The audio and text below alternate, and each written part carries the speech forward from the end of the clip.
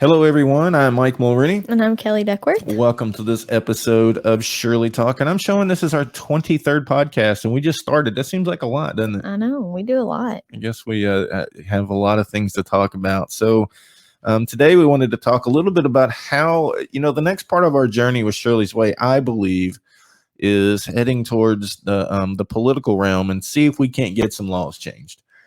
Because in today's world, people shouldn't lose everything they have when they're sick. Nope. And being completely transparent, over the past few months, I've been having some chest pains, and it's been kind of scaring me.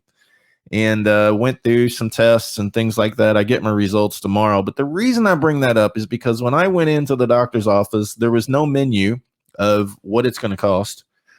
I have no idea what. I lay there and they have this, it looked like a very expensive camera rolling around my chest 2 or 3 times. Then I did a stress test. Then I've done this. They went through, I was there half a day. And signing the paperwork, I'm just signing whatever they put in front of me. And you don't even read it anymore. They've got a display with a magic pen, and you sign this display. So you're not even signing pieces of paper anymore. I have no idea what I signed up for. I have no idea what it's going to cost. I have no idea what insurance is going to pay. I have no idea if it's an in-network or out-of-network location. My doctor just told me to go there. They're great, and they'll run some tests on you. So what do you think? So you've been referred out? Yeah. Oh, it's even worse. Yeah. So I was referred to this place. My doctor sent me there. And it makes me nervous as hell to think of what my bill might be. Because like I said, it looked like some pretty expensive equipment they were using to scan and do tests.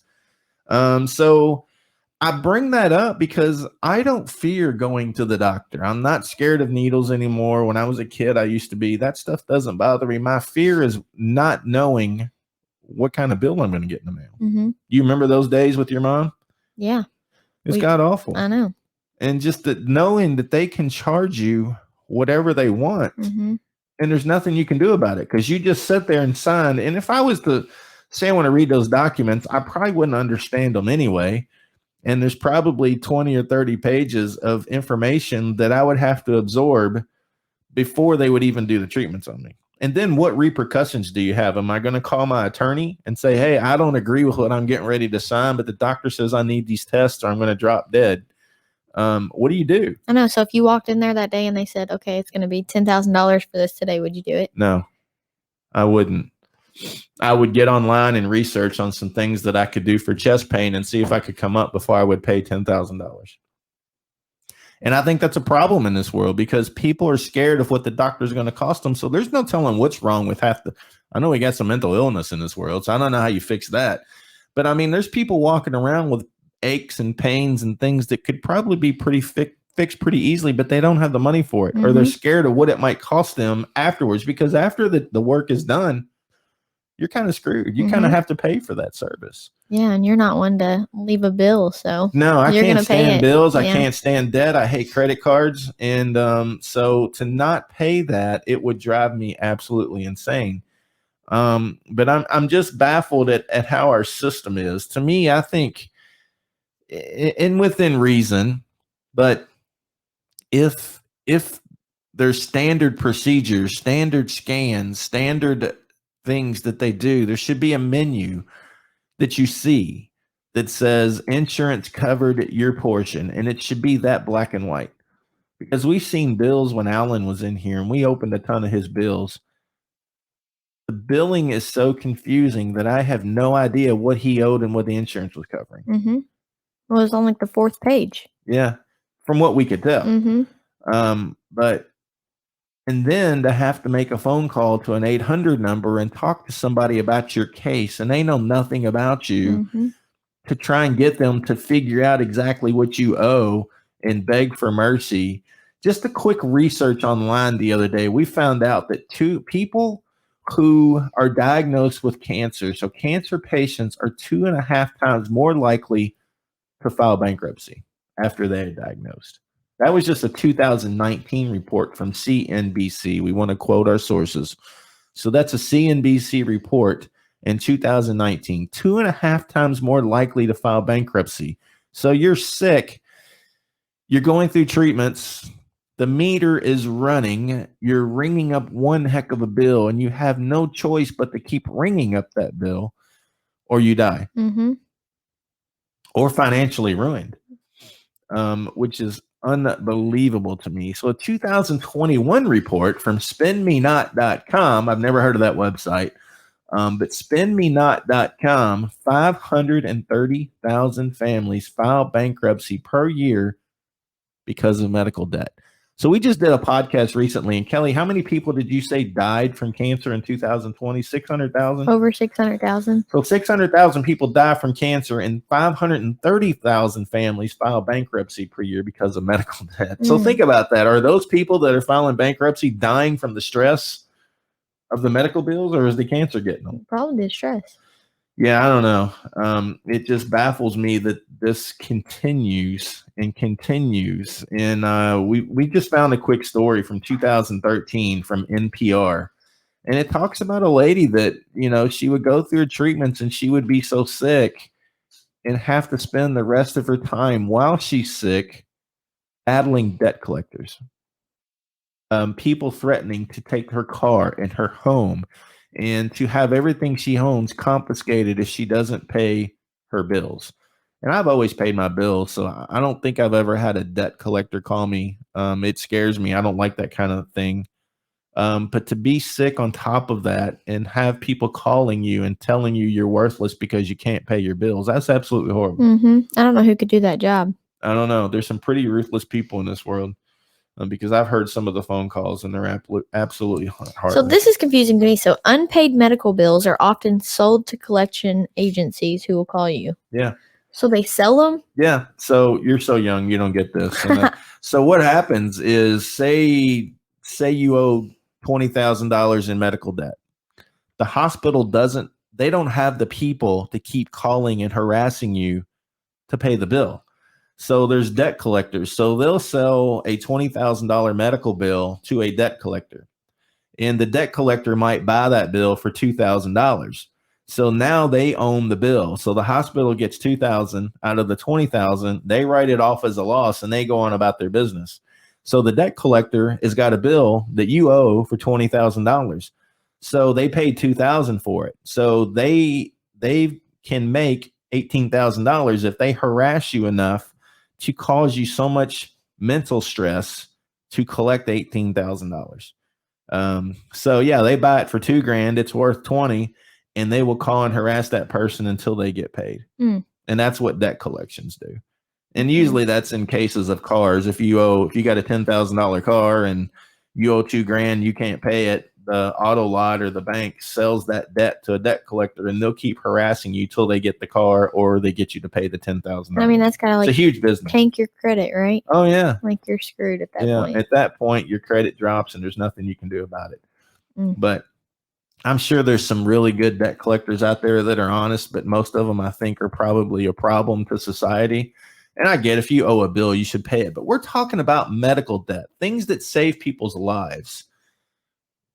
Or funeral debt. You talked about that one time about how the cemetery car salesman. Yeah, the car salesman of death, I think you called it. But to really take advantage of people who are sick because they can and charge you whatever they want is wrong. We got to fix this problem in society. And like President Trump or not, before he lost the election, his next step was to have hospitals and doctors' offices list procedures and what they cost. So when you walk in to get the procedure, you know what it is you're going to have to pay. And I don't know where we're at with that politically since he lost the election, if that's even something that this new administration is going to take on. I would think a lot of people would not get procedures. Well, that's a good point. Yeah. I was just thinking of that as I said it. If you see how much it's going to cost, would you do it? I know. Because you just said you wouldn't. Yeah, I probably wouldn't. It just depends on if I thought it was going to kill me or not. Yeah. But I have to tell my dad all the time, non-cancer related, but I mean, he's 78 and he has Medicare and then he has a supplement. So everything is free. Literally, he can have whatever wrong with him and, it's going to be free because he pays for it. And he still won't use it. And I'm like, dude, I'm sitting here telling you.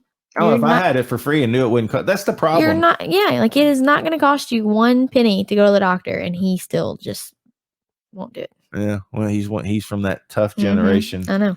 But yeah, if I see something's going to cost me 10 grand and I don't think it's going to cause me long-term illness or kill me, I'm probably just going to suffer with it. And I think a lot of people probably would, but you're right. It might be sticker shock. If you walk in and see an appendectomy or whatever it's called when you take your appendix out. I've had that. Which could kill you. Yeah. You had yours taken out? Almost died. Really? When I was 10. Well, yeah.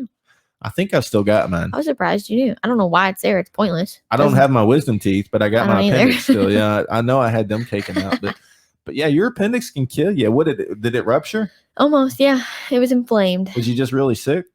Yeah, literally. So I'm not a morning person, you know this. Yeah. And I was 10. I was still Don't call Kellye before 11. I guess I was in 5th grade, maybe. And except on Tuesdays when you go to girl meetings. Yeah, I know. Oh, those are rough. No, but I woke up at like 7 a.m. puking my guts up. And I was like, well, this is weird because one, I never get up without You wasn't hungover? Oh, you was 10. I was 10. Yeah, you wasn't hungover. No, I was not hungover. But yeah, long story short, I was just really sick. And my parents took me to the doctor. My dad kept saying, she just needs a nap. That was it. The whole time. And that's the tough guy's response. Oh my God. Get up, you're fine. I'm literally laying in the back seat dying, what I feel like. And my pediatrician, I remember she was like, I think she has appendicitis. Y'all need to take her to Cosair. And my dad was like, I'm taking her home. She just needs a nap. And my mom said, if her pediatrician says she needs to go to the doctor, she's going. And I had surgery that night. Your it almost ruptured. Yeah, I'm not that hardcore. I am one of those is get up, you'll be fine. Well, my brother, he didn't get his first Band-Aid till he was 8. So, I mean, my mom was like, yeah, with him. So, I mean, anytime we were really sick, my mom would take me. But my dad, oh my God, if you weren't bleeding or he couldn't see something was, wrong with you, you were fine. Yeah, I'm not that extreme, but I'm kind of like that. My kids, they'll play sports and they'll lay there and like, get up. You're fine. No. Walk it off. Rub some mud on. I had busted mouth and stuff from where I'd play Fear Factor. I was rough as a kid, bleeding everywhere. And he'd be like, you're fine. It's all right. Yeah, that's why you're tougher than nails now. I'm kidding. Little Kellye badass. Yeah. But yeah, I just think, just think about all those things you just listed. So to me, and there's always exceptions, but taking your appendix out, I would say that's a pretty standard procedure. We could start small and take procedures like that and put a price, and list it as all things. I don't know how you would create the menu, but it needs to be a menu that you open and know that my insurance is going to cover this, and this is how much I'm going to pay, because it's not that black and white. You can look at all these medical bills and still have no clue as to what you're supposed to pay or when, or you'll get a bill 9 months later. I think I told you before I had a colonoscopy because I'm at that age. I'm an old guy. And yeah, the first one I had, I know, the first one I had, I've been traveling a lot. I was out of the country a lot, and they thought I had, I don't know, what is that disease? Colon disease. Anyway, they thought I had that. So they did the colonoscopy, and it was fine. My insurance covered everything. And then a few years later, I was still having some problems. So they did it again. And because they did it out of an out-of-network hospital, same doctor, I don't know why it mattered. I got a bill for $900 6 months later, and there's nothing I can do about it. So the first one was free, covered by insurance, and the next one, because it was an out-of-network hospital, and nobody knows what an out-of-network hospital is. Why would they send you there if it was out-of-network? I have no idea. I guess because the doctor had his schedule full and they wanted to get this done, so they sent me someplace. And I think the doctors sometimes don't know. He probably didn't know. He just know he does surgeries at this other hospital, and he doesn't know that it's not in network. Yeah. I think sometimes the doctors are oblivious or just aren't aware of how things work in the insurance world and what's covered and what's not covered when they do things. Oh, yeah. I'm guaranteed they have no idea. But your appendix, that's got to be a pretty standard procedure. They ought to list it appendix, $2,000 pending no other issues. Broken toe, $500. No pending issues. If you go to the doctor over a broken toe, there's nothing they can do for you. Well, that's why it should be only $500 just to tell you, hey, dummy, tape it to the other one. You're going to be fine. Here, I'm charging you $500 for coming in for a broken toe. But they would. I know. I may or may not have been drinking when this happened, but we were at the lake one time and we had a nice fire, and I grabbed a log and I was shoving it in. Well, one almost fell in the fire. And 2, I ran a piece of wood through my hand that I couldn't get out. Ugh. I tried for weeks to get it out, and it just kept hurting. So anyway, I went to the hand doctor, and they did a great job, but I got a bill for $2,400 for a piece of wood that Just the biggest splinter. It was huge. I couldn't get it out. Oh, It hurt so God. bad I couldn't touch it. I almost cut my own self, and my wife was like, "You can't do that. You'll get a staph infection." I was like, "But back in the Western days, they would hover over fire and kill all germs." I guess that didn't work anymore. My dad hooked his leg one time and took his pocket knife out and cut his leg and got the hook out. Yeah. I grew up in that tough guy world. Actually, I had my wisdom teeth cut out once when I was a kid. When I was a kid, I was 18, 19. And they left a piece of bone chip in there, and it kept sticking me, and I grabbed it with some needle nose pliers and pulled that out. See, I don't think I could do that. I sure did. Teeth gross me out. Yeah. I grabbed it with needle nose and pulled it out. It hurt like hell, but I was glad to get it out of there. But the point is that they should be able to at least start with standard procedures and go from there. This procedure is going to cost this. If you're in network, if you got insurance, this is what you call. And there's only a few insurance providers out there, so it's got to be possible to be able to do this. Well, I mean, so think your $10,000 chest X-rays or whatever you had done. Let's just say, scared to death to see. It's going to cause me a heart attack just to see the bill. Well, let's just say if you walked in and they said this is how much it's going to be, and you're not going to pay for it, you choose not. But if your kid has appendicitis and you walk in and they say it's going to be $30,000 for her to have the surgery, you're going to do it. Yeah, I would. Yeah. So I just don't. I think as a dad or even a mom, I think Jenny's probably the same way. That we would do anything for them, but for us, we're like, whatever, we'll be fine. I think that's most parents. Yeah, quite a few of them, not all of them. You see some of these deadbeats in the world these days. That's a whole different topic for another. Well, that'll be podcast number 24. Oh God, deadbeat parents. So, but yeah, people shouldn't lose it. So here's a suggestion I've got. So 1, create a menu of options. And, there's, I don't know how many body parts, but you could probably list just about every surgery and for the most part, be pretty close to accurate of what it's going to cost. But we did that one podcast. You remember the one that the guy that was in here from some other country and was having problems, and the procedure was originally quoted $150,000. And then he went to his country and they are called his country's hospital and they quoted him a price of $25,000. Then the hospital here went from 150 to 50. How is your medical procedures and how is your life up for auction at that point is basically what it sounded like. I don't know. So just take note. Anytime you go to the doctor and they say, hey, it's going to cost this much, start negotiating. Hey, I called Paris, France, and they said this is what it's going to cost. Or if I fly to Mexico, I might have to start doing that. Yeah, I mean, it worked for him. Well, luckily, I don't have to go to the doctor much. It's been knock on wood, as most people say. I don't know if knocking on wood does any good, but it seems to help sometimes. But we got to start with a menu of options and cost of what it's going to cost people. And 2, people who are sick with cancer, we can redo mortgages and things like that on a whim. It's just a matter of wanting to. So why not take, if you've got a mortgage? This is the best idea I've ever heard you say. Still Really? to this day. Because I've never thought of it until you said it. And I think it's a great idea. Well, I don't know why it's not possible. I don't think I've ever heard you say I got a great idea. No, yeah, it is great. You've said it a lot. So take 6 months. If your cancer says that you're going to be in treatments for 6 months or 9 months, take your mortgage payments. By law, that mortgage broker or bank should have to take the time you're in treatment, kill those payments for the next 9 months, and tack them on at the end of the mortgage. So what? It's going to cost you some more interest, but you have that mortgage payment and it's taken care of. Or rent. Say somebody's fighting cancer and they've got to pay 6 months of rent. The government should step in. They step in on a bunch of other dumb things. Have the government step in and pay rent for 6 months for somebody, and then they have to pay the government back over 2 years or something. So it's something that they can absorb. What was our? I'm gonna write that one down. What was our financials the other day on how much we've given away over $1 million, but how much of it went to rent and mortgage? It was like way over half. Yeah, has went to. I mean, think about how many people would have lost their home. It was like $350,000 we paid in rent and mortgage bills. Yeah, so think about all those payments that people couldn't have made. I mean, that would have lost their house. Yeah, or utility bills. Think of that one. why can't utility companies, they have a winter help bill. If you ever pay your bill, I used to get the paper statements. I don't anymore, but there used to be a box that says, do you want to donate $1 to winter help? That's fabulous. Why not create a box for people who are sick that can't pay their bills while they're in treatments? Don't even think about winter. Think about the whole past year we just had. Yeah. They weren't turning electric off. They weren't turning utilities off. And they can do that. I know.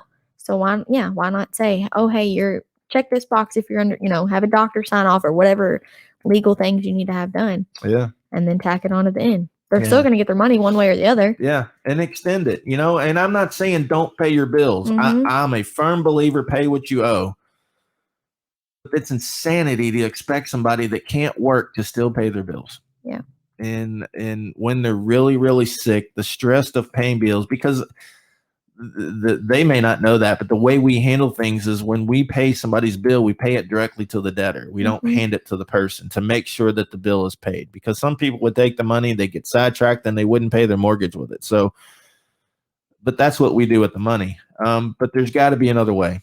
And there's all kinds of options, but I think the next step that we're going to take, and I've talked to a couple of local politicians, and I need to reel them back in and say, hey, why can't we do this as a society? Let Kentucky lead the way and start something in something. Yeah. We're so far behind in everything else. Yeah. We're leading the way in horse racing. Yeah. We're leading the way in bourbon. We're leading the way in top smoking, tobacco. Yeah. And actually, Kentucky is the leader in the most cancer-related illnesses, which we found out not too long ago. So let's lead it in something positive. And start doing something for people who are sick that can't work. You should not, and I say this all the time, you should not lose everything you have because you're sick. Yep. And we do it every day. And it's proof right there. 530,000 people, families, will file bankruptcy because of medical debt. That's inhumane. And there's a whole nother discussion about, I was reading up on it, but I couldn't find enough information to prove if it was true. But at one time, the medical industry was not for profit. It was illegal to make money off medical related instances, bills, I guess, medicine. And I didn't really have a chance to look into it much. But yeah, at one time, until somebody decided that, hey, we can make a lot of money off of this, let's get the politicians to sign a new law. And from what I read, it was back in the 70s is when this happened. But it's just heart-wrenching. And I know these doctors and all these people are well educated and they've got to make some good money. But at what point is enough when you're throwing everybody into bankruptcy? I talked to the doctor we did an interview on. I don't know if you caught this, but I asked him, do you think there'll ever be a cure for cancer? And he said, probably not in our lifetime. I think that's what he said. I have to go back and watch it. But the point is, he said, if it is, would it be cost prohibitive? And he actually said, if there was a cure for cancer, it would probably cost $1 million. You'd have to hit the lottery to survive. And to me, that's inhumane. Just because you don't have the ability to pay, that means that you lose your life. I don't understand any of that. I mean, like non-cancer related, but like an EpiPen. Yeah. $300 or $400. You see that little jackass, and sorry for my wording, but the dude that bought that technology, he raised the price on it several years ago. He got really drugged through the mud. And how can you do that and sleep at night? I mean, that's something that would save someone's life. Yeah. And you're going to and insulin, that's a whole nother story. I mean, things that literally save people's lives, and you're so greedy. I don't know. I don't get it. I don't either. And we'll have to look the story up, but he bought the rights to it, I don't know how he did it, but he raised the price of those items for people and made it so out of reach that people could die because they can't afford it. I think those EpiPens one of them last like 6 months. And at one time they were like $700. Most people don't have that kind of money to buy an EpiPen that could save their life every 6 months for $700. I know. And yeah, I'm livid about this whole thing. When my mom died and I started hearing these stories of people who were sick, I had no idea that this was a problem in this world. That if you don't have the money, you don't survive. And it's just heart-wrenching to hear that that's even an issue in today's world. I don't know, like, if this is true or not. This is just me thinking, but you have to think of preventative medicine too. So all these vaccines that people just got, flu vaccines, all these things, I don't think the cost on that's very high at all. I mean, I know COVID vaccines were free. So you have all this preventative stuff, but then if someone gets sick, then all of a sudden it's going to cost you thousands. There's a dollar amount assigned to everybody. Okay. So, and I believe I was told, and I'd love to talk to somebody about this. I was told that the government is paying these. So think about all the people are giving shots. Do you think they're doing that for free? All these hospitals, CVS, all these places? No, they're not. Somebody is paying them for every shot they give. Mm-hmm. I mean, the medicine was created. I'm sure the pharmaceuticals aren't going to eat the cost of this just because they're good community stewards. Mm-hmm. Somebody's paying the cost for this. So our taxes go up because the U.S. government is paying the pharmaceutical companies for all these shots. I was told and again, I don't know if this is true. I was told every COVID shot, the people giving the shot, the company that's giving the shot is getting $200 to $400 per shot. Oh my God. Yeah. So that's why they're all lining up across the world to do these No things. kidding. I remember when my dad got his shot and they said, we need your license and your Medicare card. And he was like, why? I thought it was free. And I was like, Dad, you're going to pay for it eventually. Yeah, nothing's free. No, you pay. We got to get that message out there. Everybody thinks things free and it's not. Yeah. Somebody's paying for it somewhere. That's what he said. He's like, I'm not giving him my card. I was like, well, you have to. Yeah. Are you going to get the shot? Yeah. Yeah. But yeah. But that's how it works. And somebody's paying for it and the pharmaceutical companies are making the money. And, they got a lot of money invested in, I'm sure, creating the vaccines and the cures and stuff like that. But how much of it is profit? I'd love to know the profit. And we could look that up easily and see how much money some of these pharmaceutical companies make over the years. It's billions, I'm sure. And all because of sick people. And I'm tired of talking about COVID just as much as you are, but didn't we have this discussion where we said, why are they trying to have a vaccine for COVID so quick? And it's because people are dying so fast. It's not like cancer. You can't keep getting treatment for years and racking up your debt. Yeah. Because people are dying. There's no money in COVID. Yeah, there's not. So. I mean, but well, we'll see, because the COVID shots that people are getting, I've heard there's going to be a booster, because just because you were vaccinated doesn't mean that means you're vaccinated for life. Yeah. So probably what they're going to do is reel us all in once everybody gets their COVID shots. And, oh, by the way, the booster is going to cost you $1,000 every 6 months. There's going to be a dollar amount tied to it. I guarantee you it. It's people do not do things for free, especially corporations. If it affects their bottom line, they're not going to do it. Because most aren't going to do what's right for society because they can make so much money doing other things. Yeah. But I'll be interested to see over the long term how much. I'd love to see these companies, Pfizer and all these, and see what their revenues go up in for 2021. Is that their ROI? Yeah.